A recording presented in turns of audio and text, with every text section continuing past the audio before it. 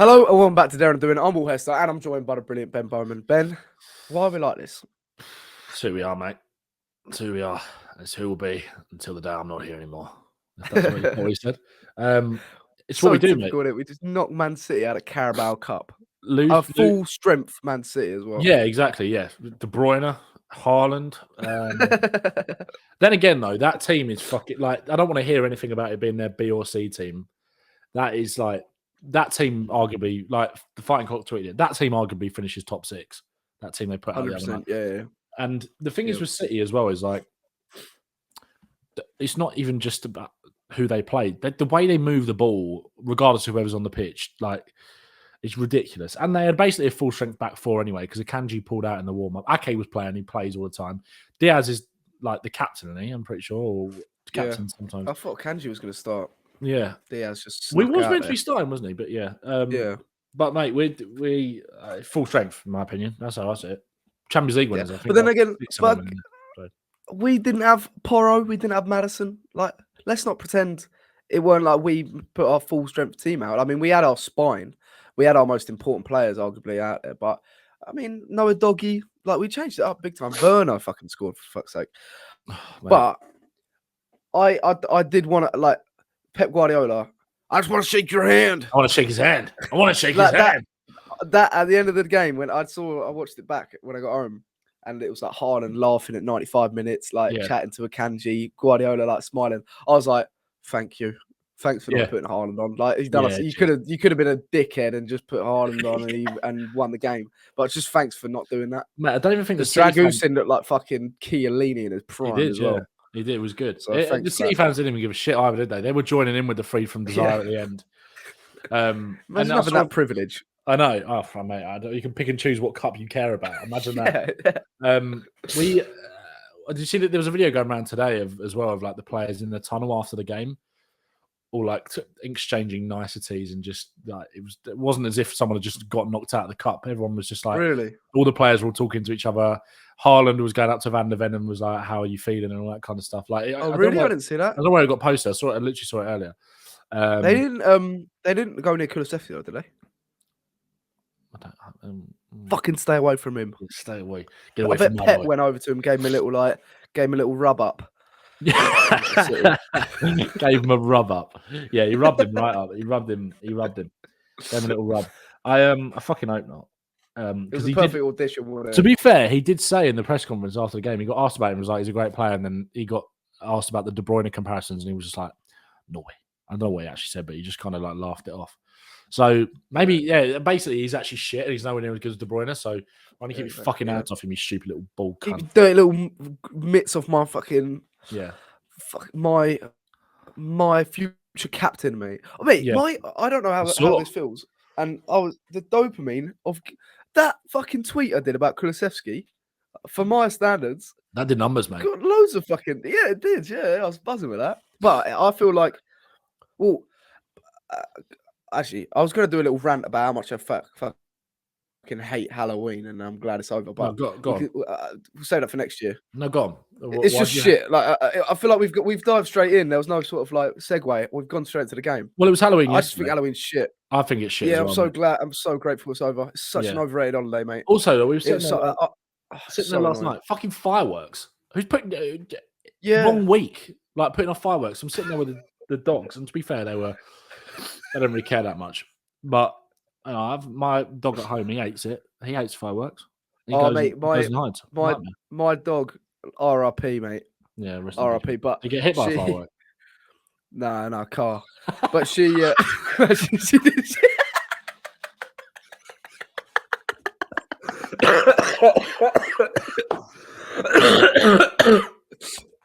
No. You on like fucking hell.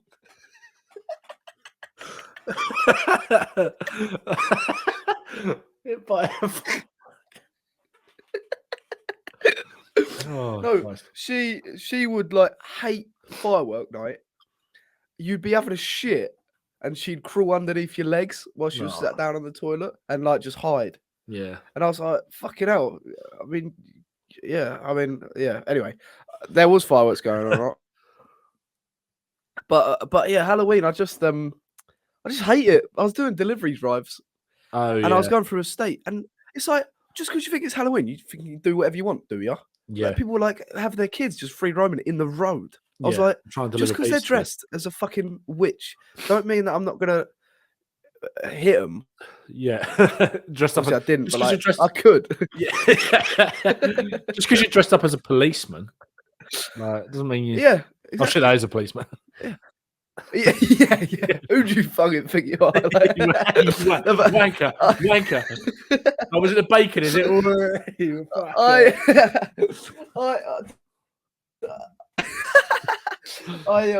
I was getting so pissed off yesterday. Like, generally, I so nearly died at a roundabout, and it just set me off, and I was so angry. And but in a way, it was kind of amusing because I was like, yeah, no, it was it was kind of my fault. But it was because I pulled out because the guy was indicating left, and then he like last minute stopped and then kept going straight, and I'd already pulled out by then. Yeah, and then I was like, just fucking But then I guess I cut him off. I don't know. Like, really? but I was so annoyed because he has right away still. I still have to give way to him, so I don't know whether it's just it pissed me off though, because I was just so angry from then, and then I was driving around, and there's just people in those inflatable dinosaur costumes. It's quite funny, actually. Yeah, I like that one. Yeah, I don't like fancy dress in general, to be honest. We had we've got a bit of a predicament about. So I'm going to the darts this year. Oh yeah. And it's the day we play Wolves at home, and it was typically the one fucking game in the TV picks, or not TV picks, but like the fixture changes for like the Christmas period that didn't move off the date. It was like I think it's the 28th of December. It's at home, and obviously Ali Pally really ain't far to get to from Spurs, so it's like, oh, that's right. It starts at like 5:30, 6 o'clock. I think it doesn't really matter when you go. We haven't got a table, but we've got reserved seating, so it's like we can kind of turn up whenever we want. It doesn't really matter if you're late. So I was like, oh, well, I'm still going to go to football. But it's like, well, what are we going to do for fancy dress? So I was like, do I go to Spurs in fancy dress? Which would be my god, absolute no. Do you know what I've decided we're going as well? So if you see me on the telly at the darts, we're going as there's 5 of us. We're going as the minions from Despicable Me. So could you imagine if luckily, right? So the way I've kind of gotten out of it, because I was like, we was in the pub last Saturday and I sort of threw a bit of a strop and was like, because I hate fancy dress. I hate it. I know, call me a prude, call me fucking boring, whatever you want, right? But I was like, there's no way I'm taking fucking fancy dress with me to Spurs in like a bag and then getting changed at the ground and then coming out, because not to sound like a twat, right? But it's quite nice actually. I get people coming up to me at Spurs and being like, "I like your videos" or whatever. And saw that. I met you at half time, and behind the curtain. We actually met for the first time on Wednesday.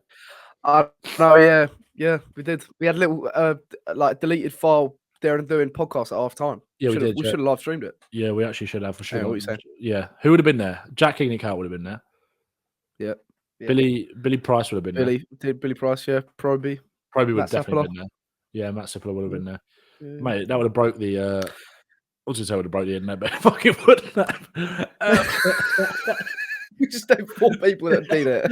Yes, but legends. Thank you. Yeah, so it's like I'm not risking fucking coming out like quickly doing like a staying at the ground after, quickly do a little match reaction, and then fucking go to the toilet and come out as a fucking minion. Could you imagine? No, especially after fucking Wolves do us at home. We just lost 2-0. Then there's a 6'5" fucking minion coming out the toilet. I'm there. Everyone would be like, fuck off. I'm there with yellow face paint on going, Spurs 1, Wolves 2. Not really our days, isn't it? But no, so I threw a bit of a tantrum in the pub last week. I'm just like, oh, fine, I won't do it then. I'll just go in my normal clothes. You guys go, and I'll just come in my normal clothes. I'll happily be the boring one that you can take the piss out of all night, but I'm not going to Spurs in fancy dress. So what I've decided to do, you ever watch Despicable Me? Yeah, love it. Great. It's a great kids film. Like, it really is. Yeah. Because good adult film as well. Yeah, I'd watch it now. I'll watch it now. We were struggling to basically think of like 5 things, and obviously we're not going to do Jackson 5 or anything like that because that is wrong. Timo Werner and Timo Werner. Yeah, good point. Separate the art from the artist. So we were like, we can't do it. There's no 5 things. Like there's quite a famous 5. That's fucking boring. And obviously, like I said, we're not going to do anything like the Jackson 5. So we decided that everyone else is going to be a minion and I'm going to be Gru. So all I've got to do is get a ball cap. No way. Because he's well tall, isn't he? You can shave your beard? No, I'll just be Gru with a beard. I'll put my own twist. You're just like fucking. And no one's gonna think you're Gru if you got a beard. So what I'll do is I'll get. Like, okay, well I'll get. I'm not gonna dye my beard. I'm not shaving my beard off. Can I get? All right. What I'll do is I'll either get a Gru mask or a bald cap, and then just basically I can just give it to all them to go, and I'll meet them there. So I've just got all I need is all he wears is like a long jacket. And like that scarf. Oh yeah, he wears like a turtleneck sweater, doesn't he? Oh, that scarf. That's it. Exactly. Yeah. That's true. Actually, I'll just get changed when I'm there, and they can all go as Plus, if you're next to the minions, people are gonna know who you are. Exactly. Yeah, Ben Bowman. No, I like that. Yeah, just bald Ben Bowman. Yeah. Wait, I had someone come up to me in Tesco's yesterday when I was doing the shopping, being like, that he said the famous Ben Bowman. I was like, no, I'm not sure about that. And he was like, "Oh, that's Spurs." Mental, mate. I was like, "In Tesco's." I was just going That's crazy. You know what? One thing people might be able to help us out in the comments. Do you know, right? So Mrs. has come back from traveling today, and she wanted like a. I don't know if you saw this thing on TikTok, right? Where we had it a while ago. This girl invented this dinner, right? Called Tiger Bread. You know Tiger Bread, like a loaf. Yeah, love it. Yeah, love that. Right. It's like Tiger Bread dinner, right? So what you do, is you just get a loaf of Tiger Bread. Get like a lure pack or whatever butter you want. Lure pack's probably the best. And get like a rotisserie chicken, and then make and have gravy. It's basically just like having chicken sandwiches, but it's just like you just butter and slice all the Tiger bread. Nice one. And just have the chicken there, and you put the chicken on the bread, and just think it's very comforting. So I went to buy a rotisserie chicken last night. Those hot deli counter things don't exist anymore in hardly any supermarkets. What does that mean? Like, you know, like before, like you get the hot chickens. Like the hot, like rotisserie chickens that are on the like turning thing. Oh yeah. That don't exist anymore. Like, please, someone let me know in the comments if they still were able to get rotisserie chickens, because I can't fucking find them for love nor money. That's why I went to Tesco's last night. So I just had to get a that must be so weird. People coming up to you, like, does it? It's probably pinch yourself. Although I don't know if I'd like it, because like if I was in like boots on that in the extra small condoms, like Will Hester from Daring and Doing. I'm like, get away from me! Get away from me! No. Yeah, no. They were like, mate, I saw it was you. I joined the live stream at half time in the Spurs Man City game. It's definitely you. But I would like always find myself. I don't know. I'd be so on edge. Like, you're not on edge like a little bit when you go around the stadium. I guess it's wholesome, isn't it? Yeah, it's nice. Wholesome. It's nice. Yeah, it's nice. Crazy. Yeah, because obviously someone came up to you at half time. Yeah, sick, mate. I was like, oh my god, this is crazy. Like, influence is mental. And actually, think about what you've done in a year. It's only been a year, isn't it? Really? Yeah, just over a year. So sick. Enough about me, anyway. Yeah. Anyway, bottom line is, fuck Halloween. I'm happy it's over. Yeah, me Let's too. move on to firework night. We gave City a fright, didn't we? The fucking cunts. Whoa! Yeah, exactly, mate. Exactly. But it was the day yeah. First thing I need to talk about. Yeah, I need to get this out of the way. There's a Man City player called Pussy. Where's that? Where's that? I actually tweeted that before the game, and I realised he was like 17. So I was like, "Oh right." Yeah, deleted it quite quickly afterwards. No, he made his fucking debut, yeah, and 60,000 people started laughing at him. Yeah, I know. When the announcement was like, good. Thomas Pussy. Everyone started. Do you know what makes me laugh? Right, I bet you his name is definitely Pussy. But the I can't remember the guy's name that does like the substitution announcement. The announcement, yeah. It's not Paul Coit. Paul Coit does half time. I can't remember his name. Yeah, he's definitely gone. Thomas Posey. That Pussy. Yeah, it's like Robin Koch, isn't it? Yeah. Well, I can imagine an announcer being like about to announce it and then looking around being like, oh, I'm not calling him Pussy down the mic. yeah. Come on. Are you winding me up? Is he winding me up? You winding me up. There's no way that's his name. Yeah. Pussy. Oh my god. So stupid. He's fucking shit though, isn't he? Did nothing, mate. Did nothing. Thanks, Pep. You'll do nothing.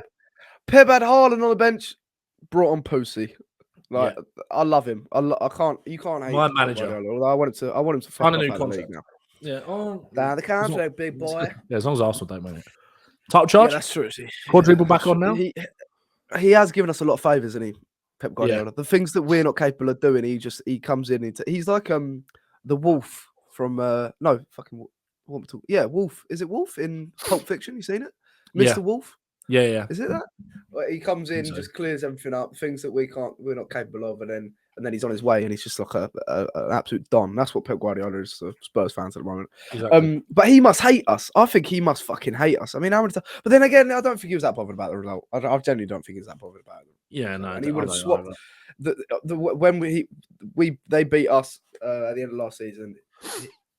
He wouldn't change. He would lose this game if in order to win that game. Do you know what I mean? He literally said before, didn't he? He was like, "I'm not putting any energy into this competition." And then there was a tweet that was doing the rounds, like while we was in the pub before the game, that was like, "Oh, I think Pep Guardiola is saying thank you to Spurs with his team selection for last season." It was like, it's going to be all the kids. And I saw it. I was like, hang on a minute. Yeah. You're supposed to be fucking helping us, Pep. Yeah. But I'm like, I can't remember when we said this at the start, because we had to start again because we're just... This pod might be a bit all over the place because I'm ill as fucking anything, as you can probably tell. And the start Ben made me ill, mate, when I met him. Yeah, I think I actually did. I'm sorry We dapped up and we just exchanged pathogens. That was a clean dap as well, by the way. It was a clean dap, mate. The chemistry carried through. Exactly. It was like it was on a dodgy It wasn't like it was on a dodgy connection, like it sometimes is. And that's my bad. This again behind the curtain. Sometimes you don't see. I'm in the middle of saying something and then it just cuts off, and then I'm just there, so I'm banging my desk on this fucking shit, internet, fucking again. While Will's like, "Ben, are you there? I know. I note down every time on my notes. Like, I need to just edit the thing. I wonder if people actually noticed. They must have noticed. What, like you stitching it together? Yeah, like sometimes I'll be chatting to you, and then all of a sudden it's like it just cuts to to me talking about something else or whatever. Yeah, this is a personal message to fucking GigaClear, right? Sort it out. Yeah, sort it out. Our internet is actually really good, but in my room it decides to fucking cut out sometimes. Well, mate, as we grow, mate, we'll do live pods, mate. Get the camera crew. Yeah, fuck it, we'll do it live. Fucking do it live. So this is a breakdown of the podcast. Yeah, we're going to talk about the City game. We're about 20 minutes in. Yeah. We are going to talk about the City game. We're also going to preview the Aston Villa game. We've got Luke, who's coming on. He's from Villa, up the Villa. Yeah. Up the Villa? Up the Villa. What? He's on the overlap. He's a legend. Yeah, lovely guy. Lovely guy.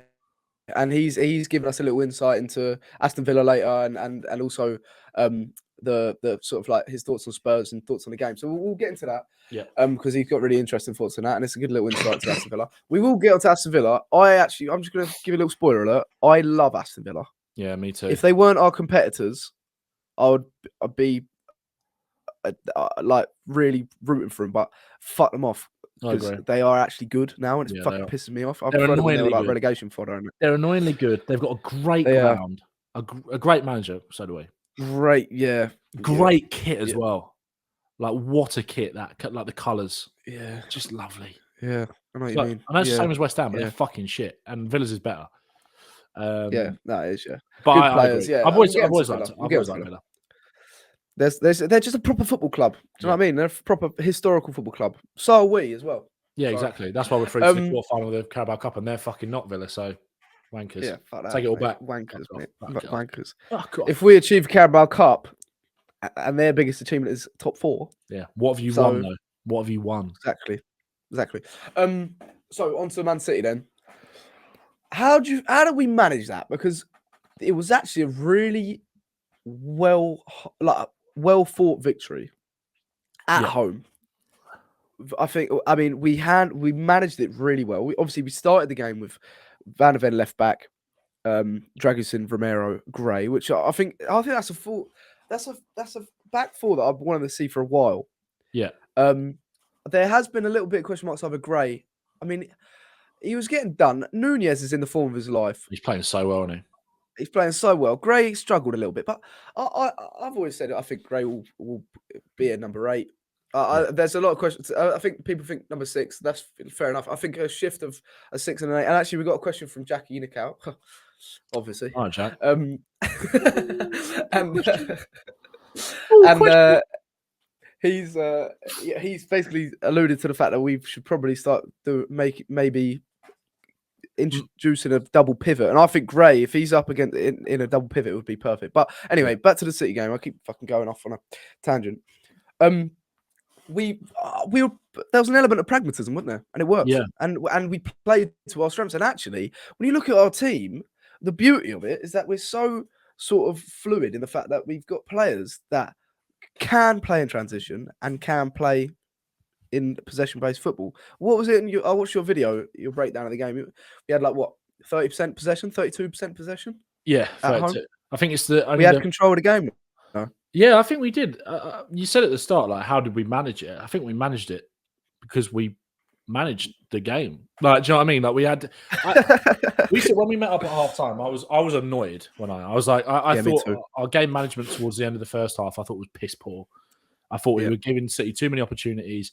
We were too lax in terms of our passing out from the back, maybe being a little bit too brave at times, and kind of forcing ourselves kind of down corridors where we couldn't really get out. And City were so on it with their press as well. But again, that's the risk reward of playing that way, because you saw that with the first goal, how we were able to break out. And there were many other times as well that we were kind of able to bait their press and get through them and hurt them. But in the second half, I thought we managed it really, really well. And I think to an extent, despite the chances that we gave them, we kind of kept them at arm's length a little bit. I think so. And also, because we had so many chances as well. Yeah, so many chances. We really did. We should that game could have easily been 4-5-1 to Spurs, 100%, and that probably wouldn't have clear cut chances as well. Not half chance. They had a lot of half chances. Vicario only made one save. I think the only clear cut chance you can probably say they had was the Foden one in the first half where he volleyed it. He blasted over the bar. Yeah. And the one and even then, it's not easy. Did you think though that was remarkably similar? Didn't he have a very similar chance last season at Spurs where he volleyed it over the bar in the first half? It was please score. I think so. I'm not sure. But I do think that was one of my questions about half time, because we met at half time. And I can't lie, I thought we were going to lose. We should have killed the game, and then we just let them grow into the game.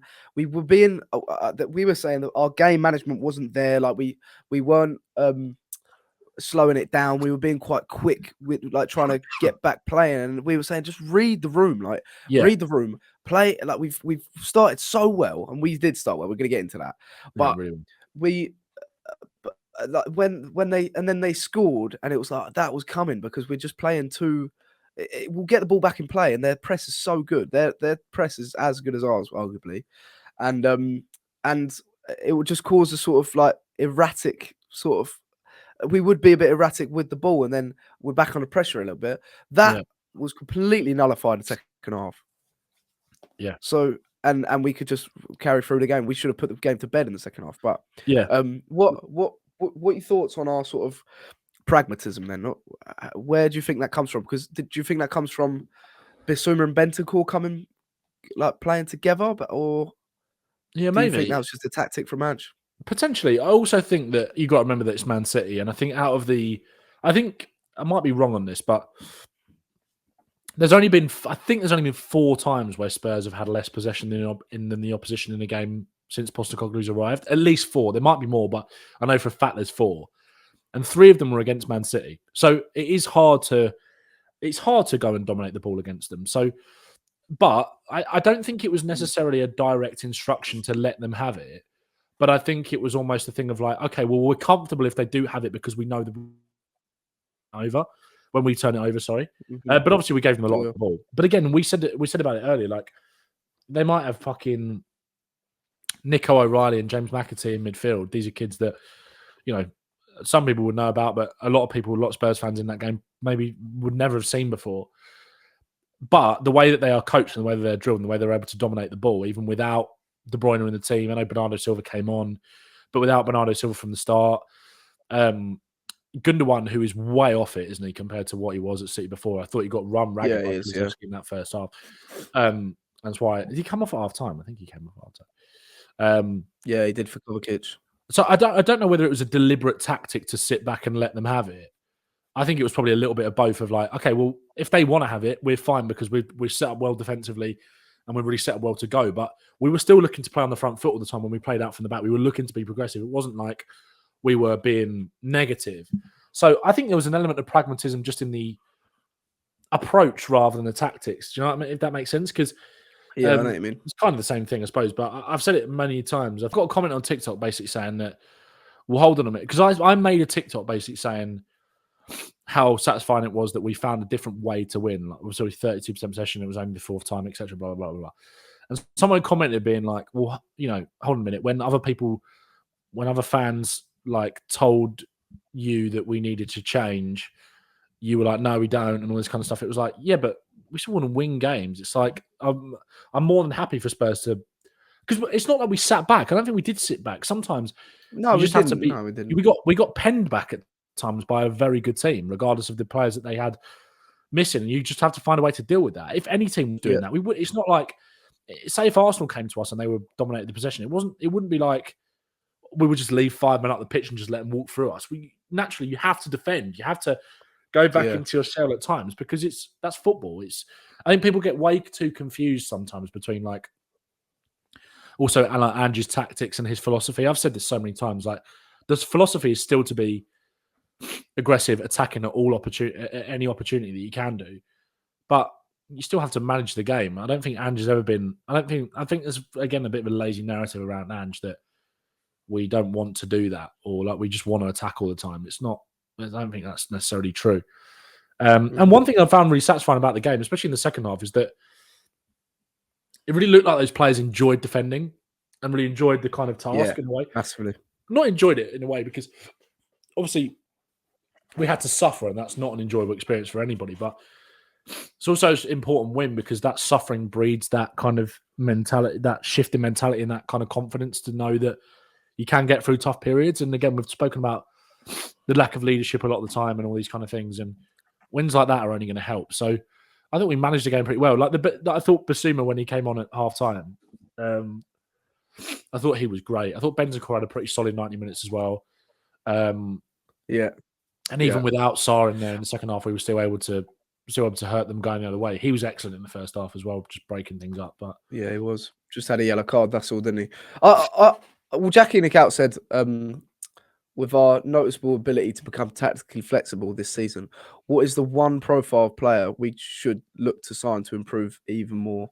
Would love an absolute defensive monster like Johnny Cardoso, especially to partner Bentancur / Basuma in a double pivot. Do you know what? I think there's, I mean, again, depends on the opposition. It absolutely depends on the opposition. But like you said there, we've got players that do love defending, and I feel like there's certain games like this shows, and Ange is willing to do it because there is a misconception that he's not willing to do it. I feel like we should start to sort of go into games with double pivot. I think that gets the best out of certain players, but we do need that sort of like destroyer six. I agree massively with Jack. I think Johnny Cardoso is that next player that we get that just changes the sort of personnel in the squad. And I feel like players like Sarr, Gray, Bergvall, Bentancur, Basuma will absolutely thrive having someone that is always going to be there just in case they get bypassed to just absolutely clatter, win the ball back, go again. Having that physical presence next to them because they will have the technical quality to wriggle out of tight spaces, to sort of avoid the press, break through lines with their passing, etc.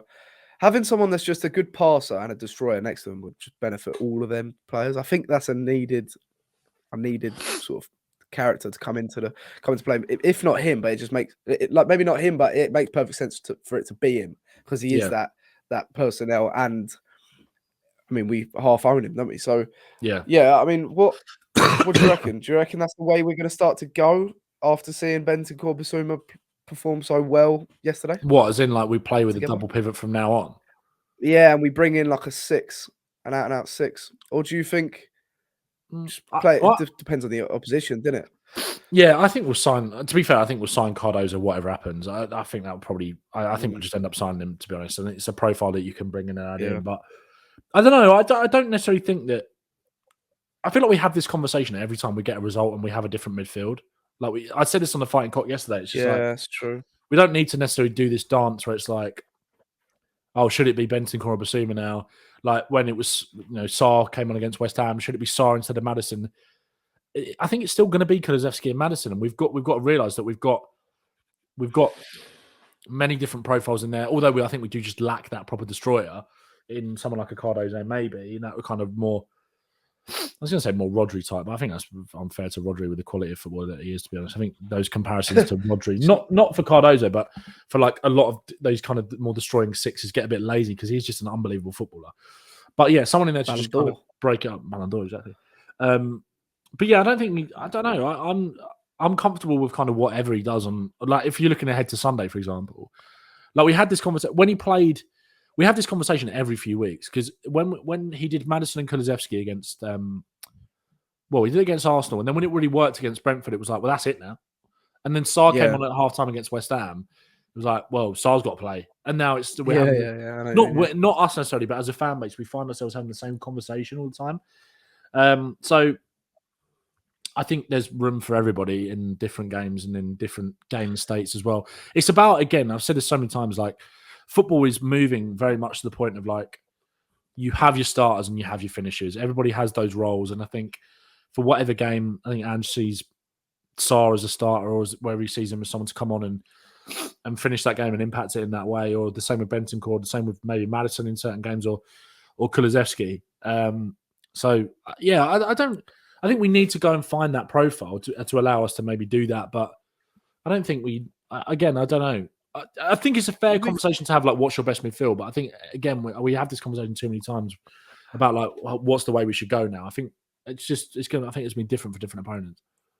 Yeah, I agree. But I don't. Do you think though, if we get a Johnny Cardozo, we'd have to sell like a Basuma or Bentancur? There's so many players in that midfield. Yeah. So I feel like we've got quite a lot of players that are thereabouts pretty similar to each other, like Gray. Basuma, Bentancur, I'd sort of categorize them into the same type of player. Yeah. And then they're not destroyers. They're very agile. They're great passers and distributors, but that's maybe not their most, like, their best asset. Yeah. But they're really good at progressing the ball, wriggling out of tight spaces and keeping the ball moving.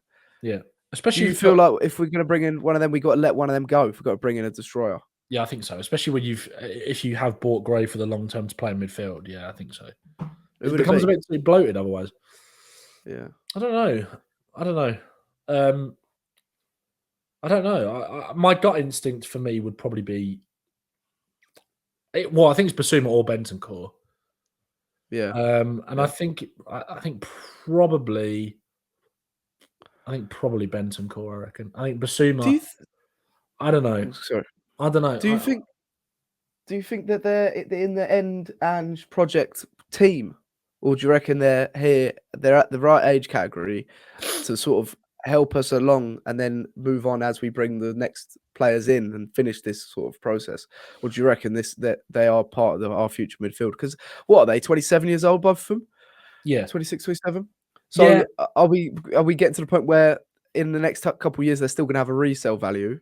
Sell them on and then bring in players that will complete the project. Yeah, potentially. Although I don't think it'd be the worst thing in the world to have them.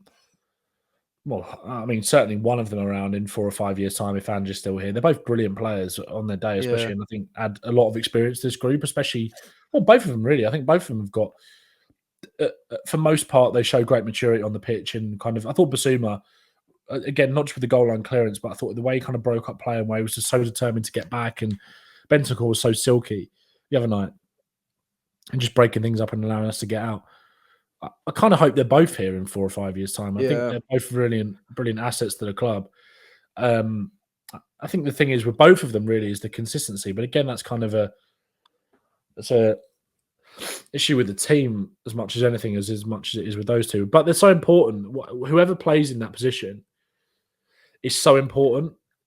Right, like it's probably the most important position on the pitch, and that's why those kind of players demand such a big price tag. But I don't know.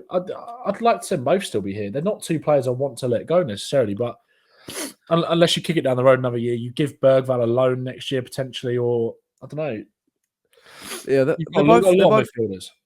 They're both senior members of the team as well. And Andrew was talking about, he was sort of challenging the leadership in our team after Crystal Palace. And then you see when Van De Ven comes off, Bissouma grabs him, like puts an arm around his shoulder and leads him down the dressing room. Like they are very, very important players and members of our group. But yeah, it's also a very tight knit group, I think, as well. This Tottenham yeah, team. exactly. So you don't really want to disrupt that too much. But then I'm just thinking the next 4 years when you got Gray, Bergvall, I don't know, Devine, players coming into their pump. It's healthy to have that sort of squad sort of rotation or squad, like just exchanging of players as they still have a bit of resale value. I don't know. I think they're massive for the now, but for the future, are they key players for the future? That's what I'm sort of thinking. It was sort of just a thought came into my mind. It's not that weren't like a discussion that I was planning to have, but it just came into my head thinking we keep hearing about the names like Johnny Cardoso. We keep hearing about like obviously we've got Gray, Bergvall, we've got young centre mids. It's like when do they start to become really important figures in our club? The likes of Gray, Bergvall. When do you start to churn out? Yeah, I mean they're both 18 though, aren't they? It's so like yeah, it's true. In 5 years' time, if Andrew's still here, Gray and Bergvall are going to be 23. So it's like... Yeah, that's crazy. Yeah. 5 years. That is mental. Yeah. Yeah. So that gives me so much hope. Exactly. That gives me so much hope for the future because that is so young and that's in 5 years. Yeah. 5 years of progression. So, yeah. And actually, that sounds like the perfect time to then move on Bentancur, Bissouma and then have their ready-made replacements who are embedded in the squad already. Yeah. So, no, I agree with that. I do. But then again, if we got a good offer for one of them, and they can't feel like they can't turn it down, I'm also not upset with that either. So just one of those things. Yeah, it's one of those things. Werner. What a guy. How the fuck has Werner scored against Man City? We said on the pod that it would be the most Spurs thing if Werner was through on goal last year instead of Son and he buried it. Well, he's had a few of them on Wednesday. Yeah. He scored. But what was it? How would you sum up his game? Because is he injured as well? Because I don't know about quotes about him from Ange, but he said he felt sore. Yeah, he said he felt. Okay. Him and Romero actually said he felt sore, but they probably should be okay. Was what? Okay. Because I was gonna say, is that his last game for Spurs if he was injured for a while? That was my thought process. And if it was, let's say it is that a good last game to bow out? Because he was okay. Out of 10, how much would you rate him? He scored a goal. Yeah. He was causing problems. He was always in the right position. Yeah, I thought it was good. I thought it was a good game. I think it's one of those ones where if you take out the noise around Werner in the build-up to this game and just isolate that performance without any of the stuff you've seen before, you're definitely walking away from that thinking that he's had a good game. The only problem is that you can't do that with Werner. As we said before, like you can't separate the art from the artist with someone like that anymore. But like that chance that he had that he buried, where he didn't have any time to think about it and just ran onto it and wrapped it in the corner, that's what you want. And if you can get him in those kind of situations where he just simply cannot miss, because the problem is that with Werner, like the chances that he was having in the last few weeks, they weren't costing us because against United we scored 3 goals. Ferencváros, we still won the game. Brighton, we still scored 2 goals in that first half anyway, and that's not why we lost. You know, it's not because we didn't take our chances. But the risk is that in the next game it does cost you, and it could have cost us the other night with the other chances. But even the other ones he missed, like the one in the first half, there was another one straight after he scored where it was like back pass, and it was like, oh Christ! But he took the goal well. That chance in the second half as well, where Solanke sends him through. I don't think he could. Yeah, what a ball, by the way. I'll talk about it in a bit, but. I don't think Werner could have done any more than that. I thought when you look back, it was an cock away, wasn't it? Yeah, exactly. When you look back at it from behind the goal, it's just wide, and he takes it. It goes to. He's got 3 players trying to gain on him, and he takes it wider to the left to open up a bit more of an angle, so it's not just under his feet. There were moments where he's still just like. There was one moment where he picked the ball up on the touchline, did a little shoulder a drop and then drove inside. It was like I just opened up the whole pitch, and then Kulusevski, I think it was Kulusevski, like peeled off of him to the left, and he just passes the ball out of play. And it was like, yeah. But you've got the thing is, he's only here for a year. when he plays well, like he did the other night, and when he scores a goal, just for that moment at least, just forget about all the shit that's happened this season and just give him his flowers. I think that's all you've got. That's all you can do. There's no point in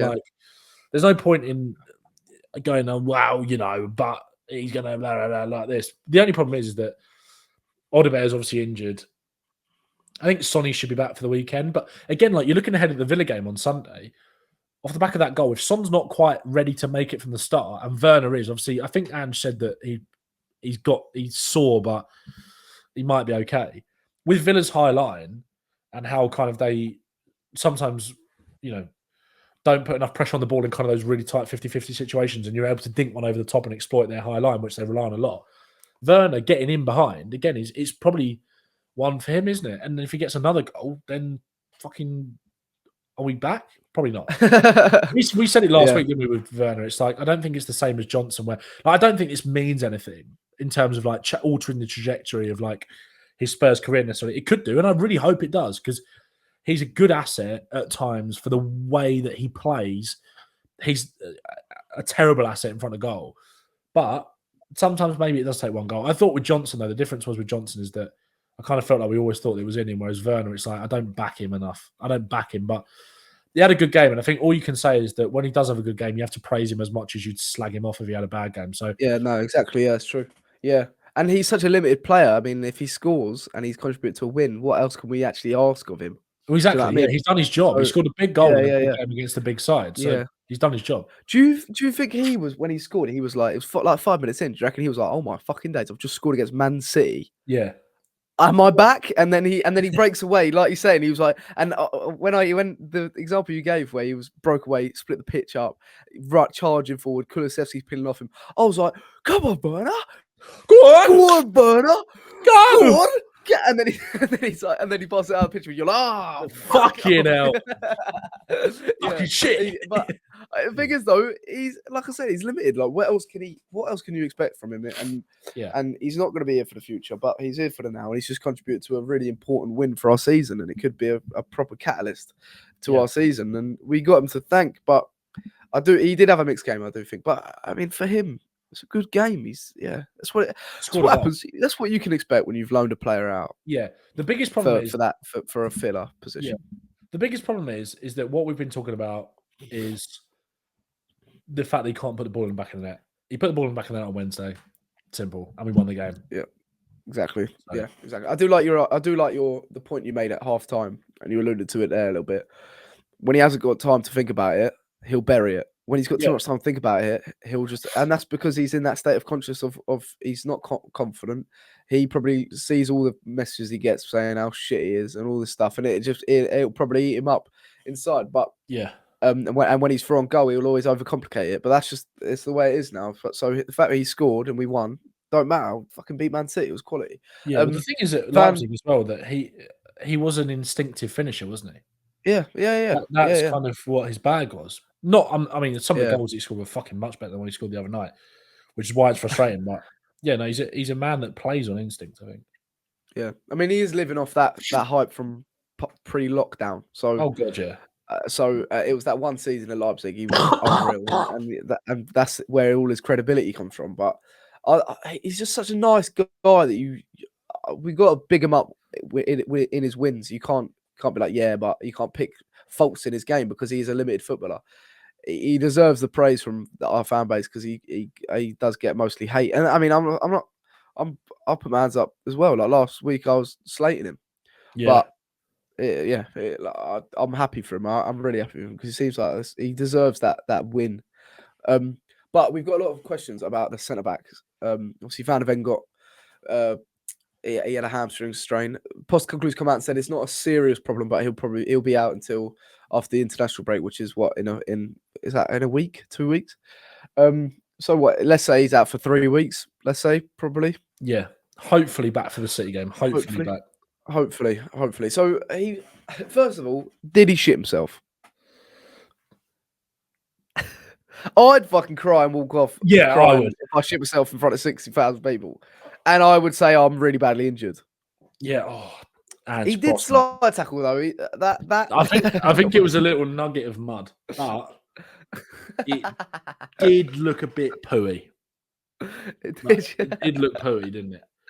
Like a a little golden nugget of shit coming out of his bum. I did think the way and the force he went into that tackle, he definitely got a bunch of mud stuck in his bum hole.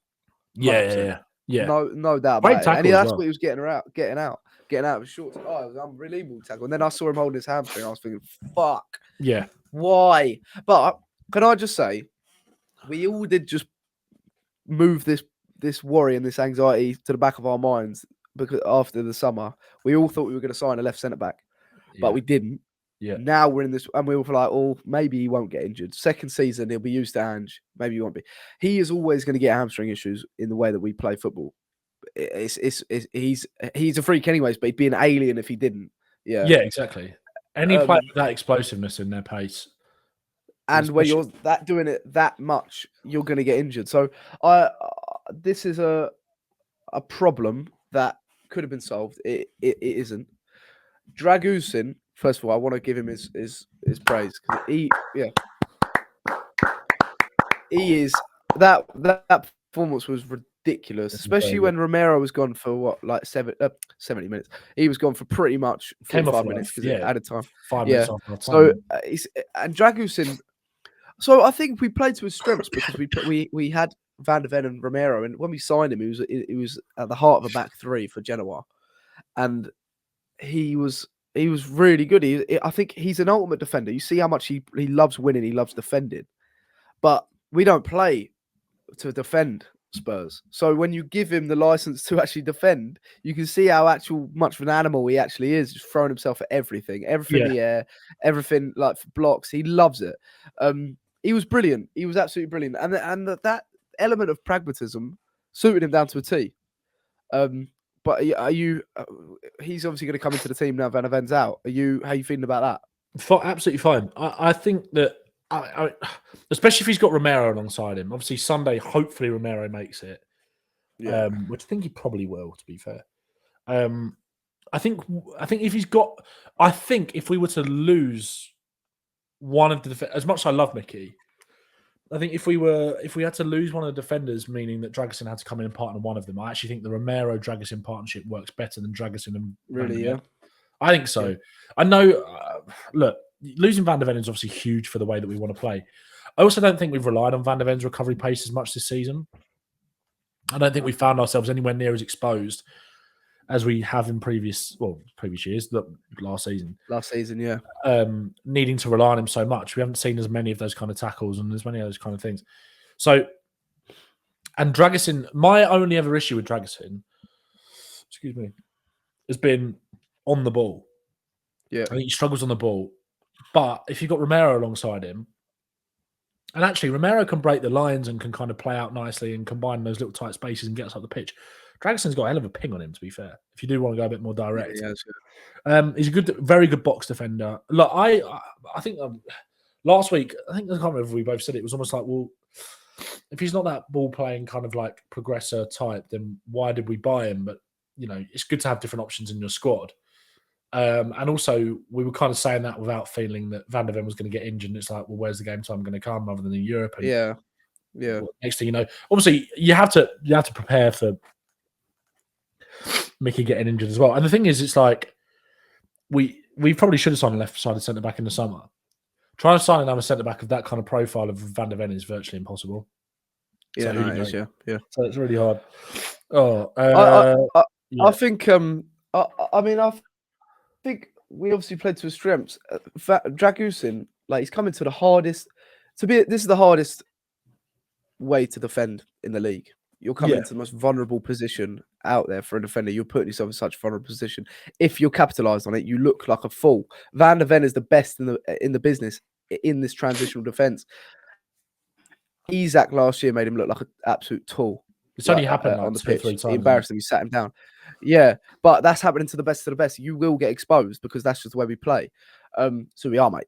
So Dragusin coming in, he's obviously used to being protected, used to playing in the back three, and he's coming into the most exposed defence. I do think he's been bought not only to help Ange and give him another option, but I think he's been bought to heal I mean, Ange's contract is what, like, he's got 2 more years or something. He'll probably, hopefully, he signs a new one, but I think he'll last longer than Ange. So he's a great defender to have. It's just he's probably not the most systematic in this Ange system. Probably not the most sort of. And it doesn't always have to be about well, perfect fits, because there's not always a perfect fit, is there? So no, but he's an ultimate defender. He's brilliant, and he's young, and you can see how much joy he takes in every time he fucking blocks a shot. Every time he wins an header, like he's brilliant. But there are a couple of questions about the defence, because we've sort of done it to ourselves. We're lucky that Van De Ven isn't out for 6 months, or how long he was last season. But he says, Billy Price says, with Van De Ven facing some time on the sidelines and a doggy having to play virtually every game, because a doggy is another one. He plays pretty much every game. He didn't obviously this game, but he came off does looking for a new left back. Oh yeah, of course he did. Yeah, does looking for a new left back in the January window now look as important as ever. We're running the risk of a doggy being run into the ground and with hardly any cover if he gets injured. And then we got a question from a Spur in Spain. He says, not question per se, but it would be cool to hear your thoughts on how to manage the centre-back situation over the next 12 to 18 months. Factors: Vuskovic, Phillips, development, Romero leaving, ? Mickey's hammies, Radu's suitability, Davis's contract. I do think there is a little bit of anxiety creeping in over our defence going forward. I think it heavily relies on Romero's new contract. He needs to be on the same wages as Son, but will we like sort of raise the wages? Probably not. But Dragusin's suitability is that's a solid sort of question. We've talked about it there. Vuskovic coming in, Phillips coming in, Dorrington. These are really young defenders. Yeah. And like I say, you're going to be coming into the most vulnerable position, the most vulnerable defence in the league. What that Romero and Van De Ven make look easy, but what are your thoughts? Do you think January we go out and get that left centre back? Or someone who can play left back as well, that sort of hybrid. Yeah. January, I feel like we need to. I genuinely feel we need to, just to get rid of all this anxiety I'm feeling. Yeah. If there's someone there in January available, I think it is there is a real risk our defence gets really kind of stretched, especially with the fact that we can't use Jed Spence at left back in Europe as well.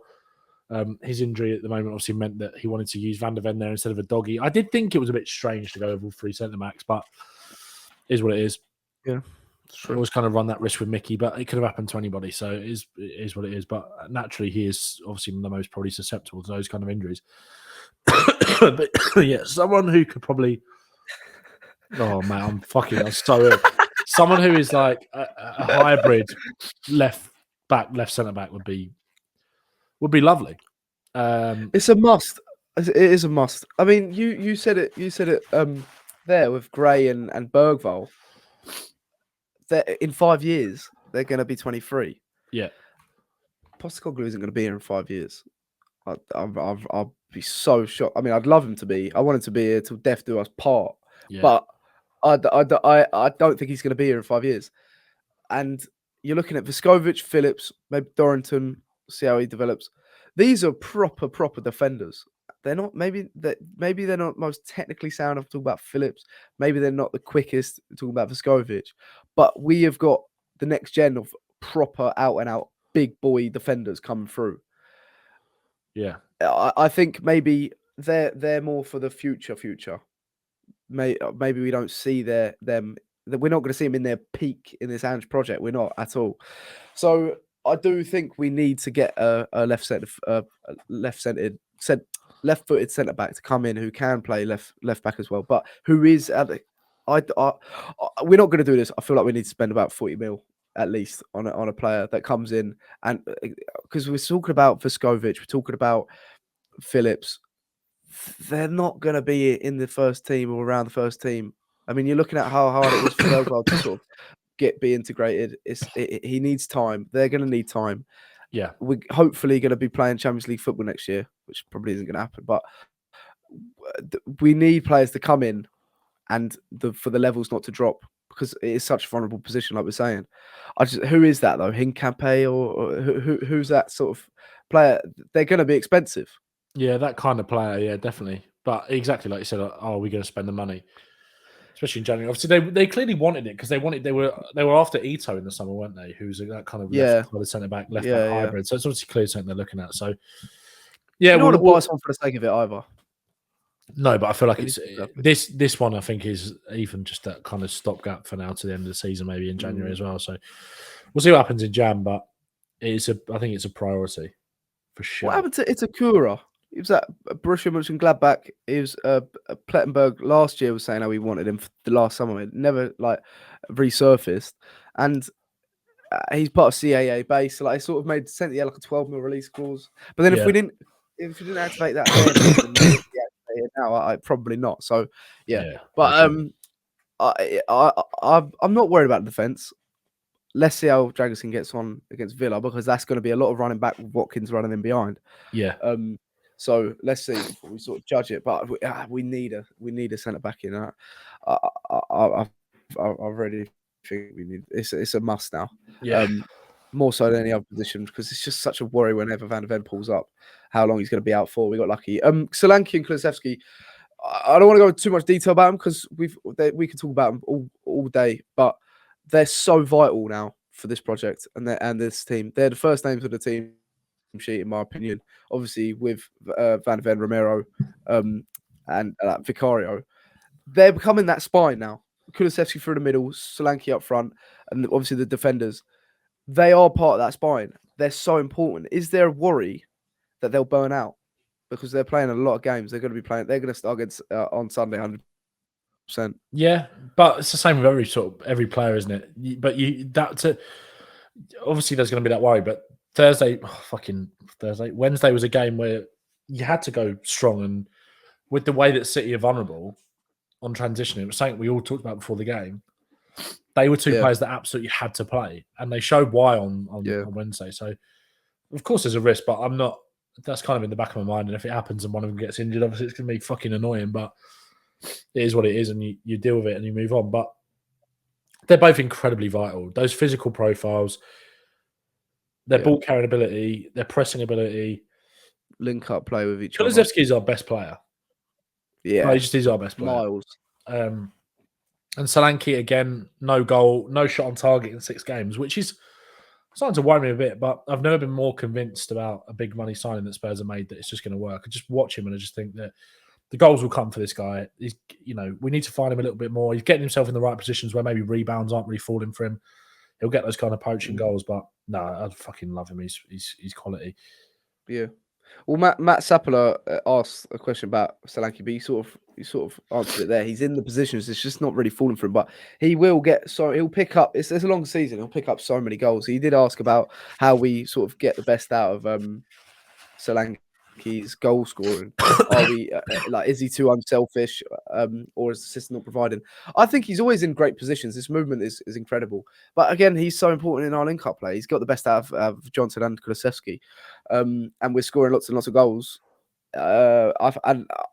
Goals will come for him. I feel like if he's on like 3 goals in halfway through the season, then you could maybe be a little bit worried. But again, we all know is finishing finishing isn't his most his best asset at all. It's everything else he brings to the team. So the goals that he'll score for Spurs this season are the goals that he scored already. The thing is, we funnel a lot of our chance creation is very much funneled for chances falling for our wingers. That's kind of what happens a lot of the time. Yeah, and he'll pick up scraps off the back of that. But he'll also get in situations where he'll score himself. And the more that teams also want to try and stop us getting the ball into Solanke to then getting the ball into our wingers, them trying to negate that threat in behind opens up more space for him anyway. So I'm really not worried about it. This weird, not witch hunt for him. I feel like the media have kind of had it in for the Solanke thing from the start. He's a fucking brilliant striker. He's such a guy. I said it before we bought him. I was like, I'm so convinced about this guy. I could not give a shit the fact he's only scored 3 goals. Did Bobby Firmino get all this criticism at Liverpool? It was seen as the Firmino role when he was like that false 9 that was bringing other players into play, winning those duels, popping it off, and allowing the wingers to get in behind. He wasn't scoring 25 goals a season for them, and they were lauding in that position. People are just so fucking thick that they just correlate like £65 million on someone who is more of an out-and-out striker than Firmino was. But with the way that he's being used, they're like, well, he must be shit because he's not scoring goals. It's like, well, actually, have you watched Tottenham play? Have you watched us? No. Yeah. So, like, No. don't fucking... You talk about Adam McCullough maybe a little bit. Oh, here. fuck that guy, man. It just, honestly, that thing on the overlap the other day, and if I was Flav, Flav was so right to be like, that is an insane thing to say. Because it's one, I'm not having it from a United fan about wasting money, for one, on big money transfer. Call him a big, what did he call him? A big lump. A lump. A big lump and a waste of money. Watch us play. He's so agile. He's so good on the ball. He's so, just honestly, just like, on shows like The Overlap, right? Man United fans get a lot of time to talk. It's all about, Sky Sports is all about Man United. It's fucking, might as well be MUTV.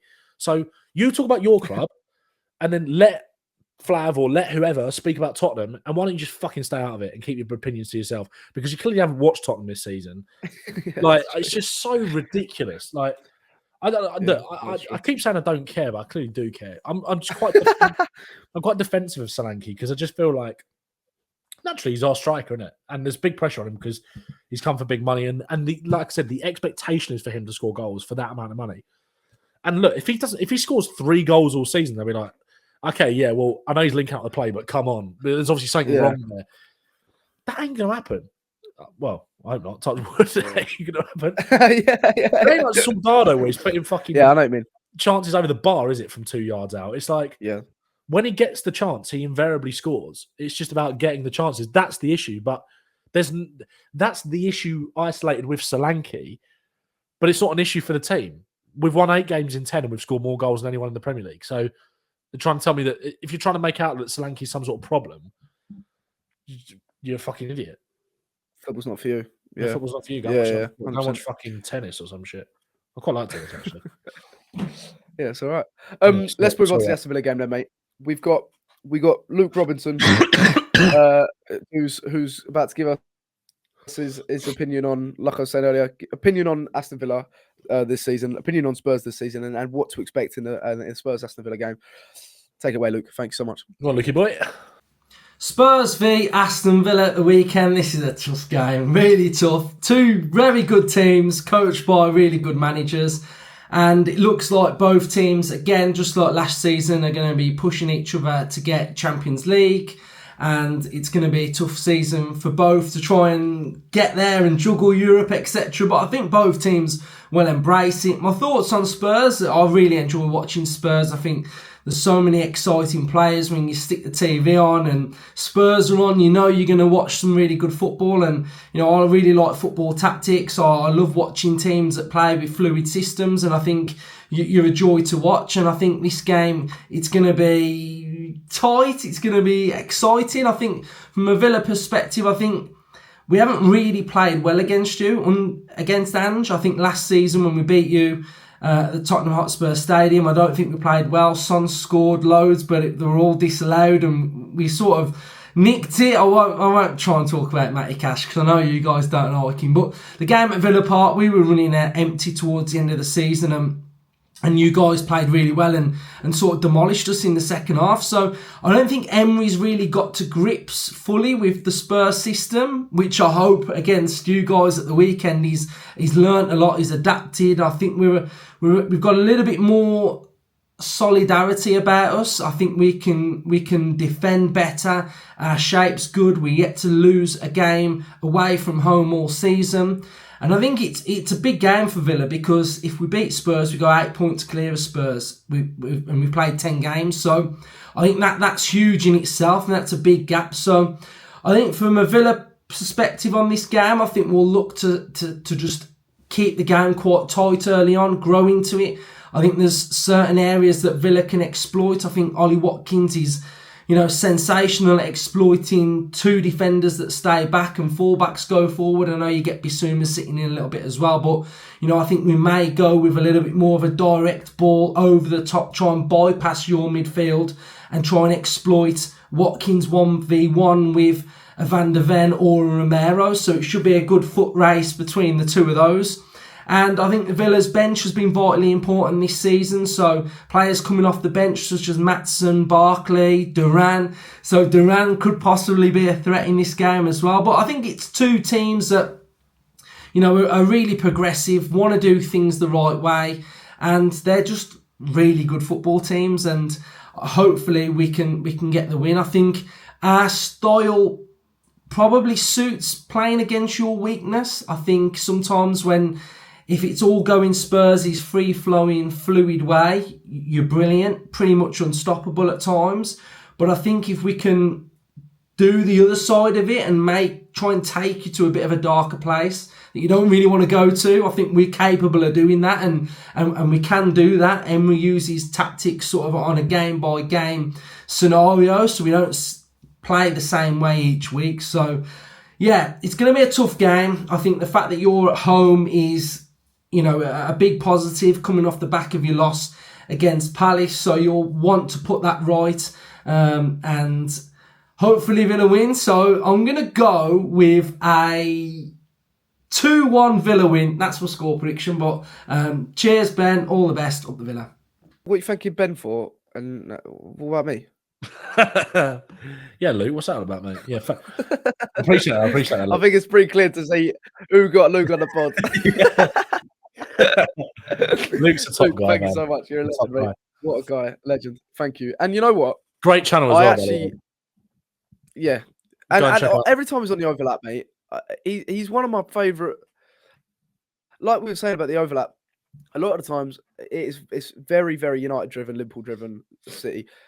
When you actually are given Villa fans the platform to talk, Spurs fans the platform to talk, you see, I mean, these are football savvy, very highly educated people to be supporting. 100%. I know Aston Villa are a great club now, but when they weren't 5 years ago. They weren't. No, and you're now, and he's seen the development, and now he's on. Villa are a highlight on the overlap. Everyone wants to hear about Villa. I think Luke handles himself amazing every time he's on the overlap. Like every time, I'm looking forward to Luke's segment on it because he speaks a lot of a lot of sense and seems like a lovely guy as well. So well, it was a shame when I did it. He wasn't there. They didn't actually get a Villa fan on, which again, I'd love to go back on the overlap. So that's the thing. Invite me back on. But get Villa a big. They're not just a commodity. They are. No. Massive club. There's a good chance they finish above us. So it's like so they're a very good side, and Luke should be on there all the time. I think so. Yeah, go and check out. I think so. It's one of my favourite parts. Yeah, you probably won't go and check out Up the Villa because you're all Spurs fans listening to this. But if you want to watch Villa, I actually did a preview with him on the channel from talking from a Spurs perspective. So if you want to go and watch that, I retweeted it. Go check that out. Yeah, nice. Give that a watch. Yeah, nice one. But he said some interesting things there. Obviously, Villa haven't lost the game away from home this season. Yeah, they also Man City didn't fucking lose until they played us. Exactly, mate. That's 2 records going a week. Yeah, exactly. That could be an unbelievable response to Crystal Palace, by the way, if we could beat Man City and Aston Villa. But I did think what he was saying was interesting in the fact that he was saying that Spurs sort of have Aston Villa's number, because he didn't actually say that. Obviously, he's a Villa fan, but it was along those lines because when they beat us, he said, when they beat us at home, at our ground, we were so much better. We should have beaten them. We should have done. But was it a hat-trick of offside goals for Son, wasn't it? Yeah, Lascelles scored a deflected goal, and then they just had Watkins scored. I can't remember who else scored. Oh, well, Pau Torres, wasn't it? So it was a free kick. It was a shit game. Bentancur got injured. That whole game was so annoying. We absolutely did them up away from home. I am a little skeptical going into this game though, big time, especially with Van de Ven out, because it's going to be a very congested game. Their midfield is very, very powerful, and you've got Watkins who can run in behind without getting tracked by Van de Ven. Do you know what I mean? Do you remember away from home, Watkins got in behind and Van de Ven just caught up to him and tackled him. I am a little bit worried about this game. Yeah. First of all, how catastrophic would this loss be? And what are you expecting from the game? I don't think it'd be catastrophic, but I mean, I'd love to beat them. I think we can beat them. I think we have, the way that we play and the way that they play, we have kind of got their number a little bit to an extent. And their high line is always going to leave space in behind for us if we can get that right. It's going to be very interesting to see how Ange goes, whether he goes with Maddison in there alongside Kulusevski is someone who can, when James Alcott was saying something yesterday, actually, in a video about Man United, where when the games are really frantic, I think it was a quote from Iniesta. It was like, when games are played at a really high tempo, which they might be on a game like Sunday, where it might be a little bit basketball and high lines, both teams want to play a high line and congest that middle space. It's not about having players who are dynamic necessarily in terms of their movement, whether it's fast players to kind of just have a point of difference in the side, right, to get through. It's about having people that can think quickly. And that is someone like James Maddison, where if there is space, if he hasn't got much space, but there is space in behind and he's able to just get a pocket and play a ball through, it's one of those where it's like, do you go strong? Do you go, well, anything strong, but do you go bold with Maddison and Kulusevski? Is having Maddison in there as that playmaker who's just able to quickly get a ball through and someone can time the run and stay on side and we get in, because they will be vulnerable like that. It's a strength of theirs, but also naturally your kind of strengths are your weaknesses as well, because you have to be that bold and it works for them. But obviously sometimes it's going to catch you out, right? So I don't think it'd be a disaster if we lost the game. Obviously, I really hope we go and win. And I think we can. But it'd be, like you said earlier, it'd be a very, very big week if we can beat both of City. Well, that was the most refreshing thing about the Man City game, is that it was a massive win, and like huge, because it just gives us that bit of breathing space, that little bit of like leeway. Like if say we had lost against Man City, I'd be really worried, just because it wouldn't be a good week at all, would it? Palace, and we're going into Villa. But it's just given us such like weight off our shoulders, beating Man City. Such a great result. We can now go into Aston Villa. Whatever happens, we're confident we're going back into, and that's the beauty of cup football. It means so much to us. It shouldn't be sneered at, because one, you're onto something when you're winning games in cups. But it's midweek. It's a way to put what you did at the weekend right, and we did. And now we go to Villa confident again. I am a little bit worried though, because I do think Aston Villa are just so good. They're getting even better each season, and they've got the depth, they've got the players. Morgan Rogers has absolutely exploded. Watkins is continuing his form. Duran off the bench, like, they're going to cause us so many problems, and they're so good at managing games, and like Luke said, that they adjust per game.